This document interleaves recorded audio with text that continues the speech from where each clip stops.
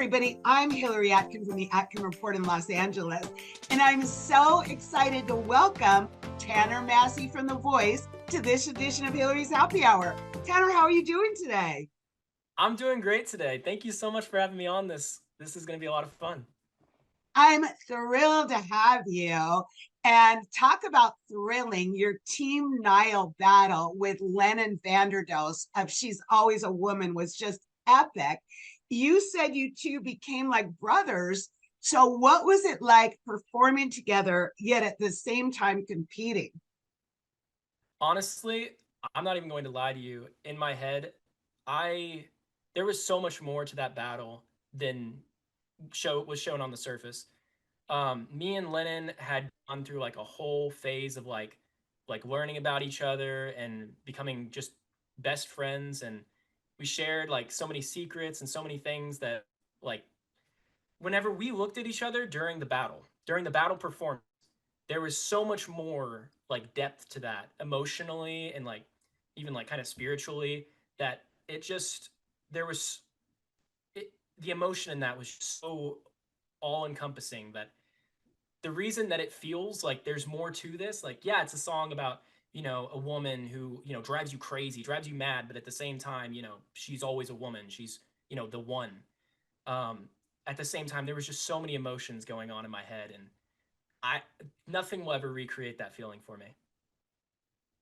Well, it was fantastic to watch. And of course, Niall did choose Lennon, but immediately afterwards, you got that insane double steal from John, who said you were magical, and Gwen, who had said she was dead in love with you. You seemed so decisive when you made your choice, but how tough was it?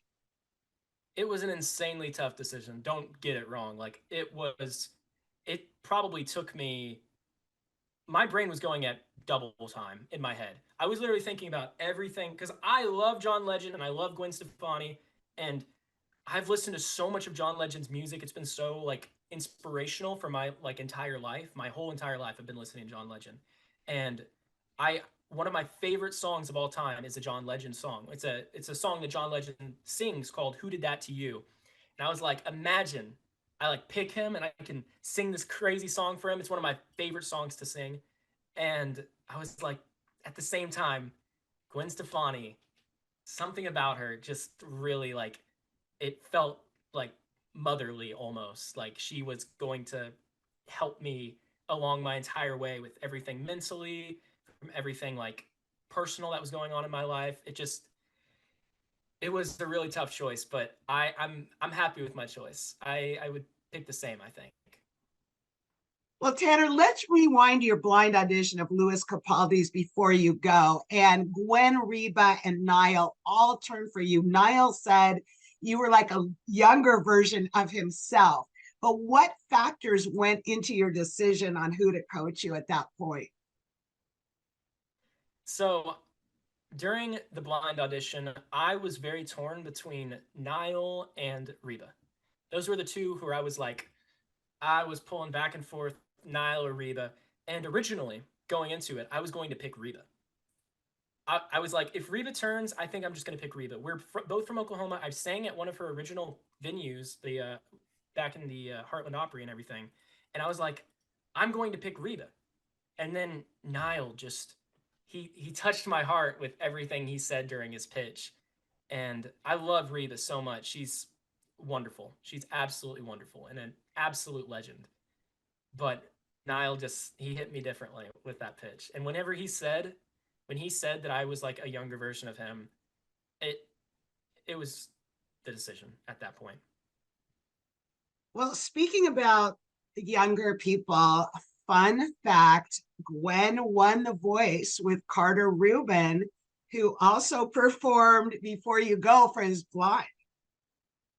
Yeah, honestly, I didn't even think about that at the time. It was not even running through my head, but it does make a lot of sense. Another like teenager singing Before You Go, going on Gwen Stefani's team. It's pretty funny.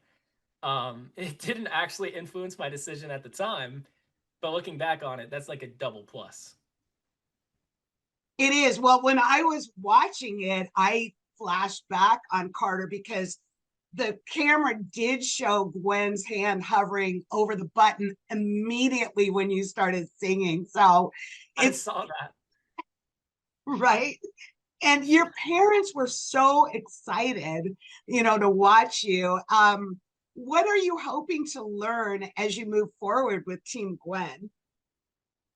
Moving forward with Team Gwen, for one, I just want to know like how she's going to coach, how she's going to like kind of guide me through this process of like being my own artist and taking what I learned in battles, because I learned so much in battles.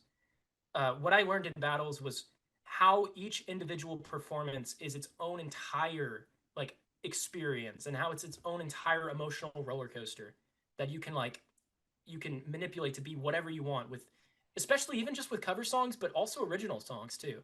Um, Battles changed my life. Doing that battle with Lennon, it changed my whole life.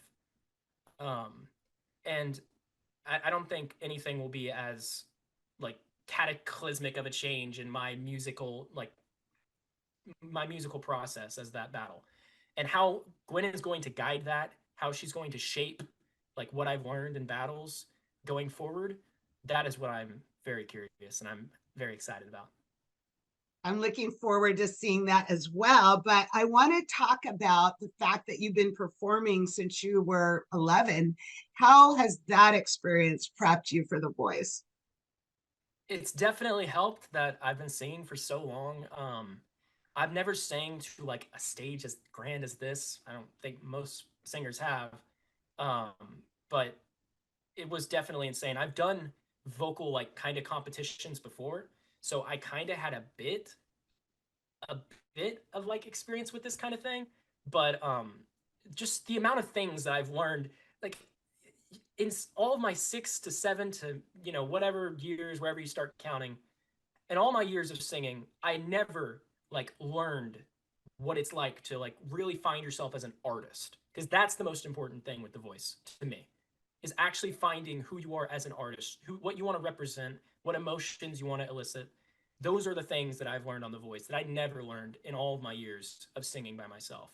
And that came with meeting people, talking to people that have been doing this for years, that have just entire like stories that they are showing in just one song.